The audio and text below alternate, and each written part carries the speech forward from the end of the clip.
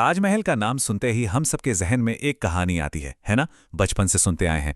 लेकिन जरा सोचिए, क्या हो अगर वो कहानी इतिहास का सबसे बड़ा झूठ निकले। हाँ हाँ, वही कहानी कि शाहजहां ने उन 20,000 कारीगरों के हाथ कटवा दिए थे। क्यों? ताकि ऐसी खूबसूरत इमारत दोबारा कभी बन ही ना पाए। सुनने में कितना क्रूर लगता है ना? और सच तो ये है कि हम सब ने इस पर यकीन भी कर लिया था।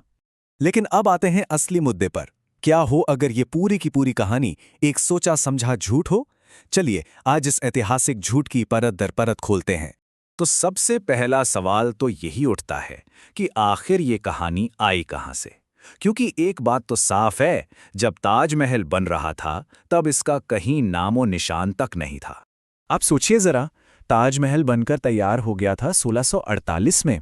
लेकिन ये हाथ काटने वाली कहानी, अरे ये तो 1960 के दशक तक लोगों ने सुनी भी नहीं थी। मतलब पूरे 300 साल बाद ये अफवाह फैलनी शुरू हुई। कमाल है ना? तो फिर हुआ क्या? असल में 1960s के आसपास कुछ लोकल टूर गाइड्स ने सोचा कि चलो टूरिस्ट को अट्रैक्ट करने के लिए कुछ मसालेदार सुनाते हैं। उन्होंने ही ये कहानी बना दी सिर्फ थोड़ा और हाइप क्रिएट करने के लिए। तो ये कोई सदियों पुरानी दास्तान नहीं, बल्कि एक कह सकते हैं मॉडर्न मार्केटिंग की ट्रिक थी। चलिए अब मैं एक ऐसा सॉलिड सबूत दिखाता हूं जो इस झूठे कहानी की दीवार को हमेशा के लिए गिरा देगा।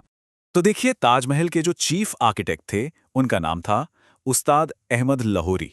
और यहीं पर कहानी में एक मजेदार ट्विस्ट है। जैसे ही ताजमहल का काम खत्म हुआ, उन्हें अगला बड़ा प्रोजेक्ट मिल गया, दिल्ली का लाल किला बनाने का। तो अब सवाल बिल्कुल साफ है, अगर उस्ताद लाहौरी के हाथ काट दिए गए होते तो लाल किले जैसा एक और शाकार कैसे खड़ा करते?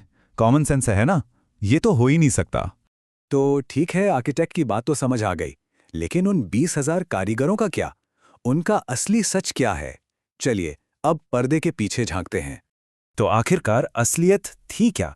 अगर उन्हें सजा नहीं मिली तो फिर उन 20,000 लोगों को मिला क्या? उनके साथ हुआ क्या? सच तो यह है कि जो कहानी हमने सुनी, असलियत उसके एकदम एकदम उलट है। हाथ काटना अरे छोड़िए, शाहजहां ने उन कारीगरों को सजा नहीं बल्कि एक बहुत बड़ा इनाम दिया था। जी हाँ, इनाम।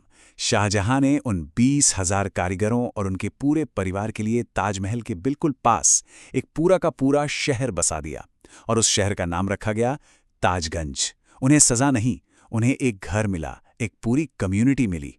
और पता है सबसे हैरान करने वाली बात क्या है? ये कहानी वहीं खत्म नहीं हुई। ये कहानी आज भी जिंदा है। चलिए देखते हैं कैसे। ये सच में कमाल की बात है। आज पूरे 400 साल बाद भी उन्हीं असली कारीगरों के वंशज, उनके परिवार आज भी उसी ताजगंज में रहते हैं। और वो सिर्फ वहां रह नहीं रहे हैं, वो पीढ़ी दर पीढ़ी संगमरमर पर नक्काशी की उस खूबसूरत कला को आगे बढ़ा रहे हैं।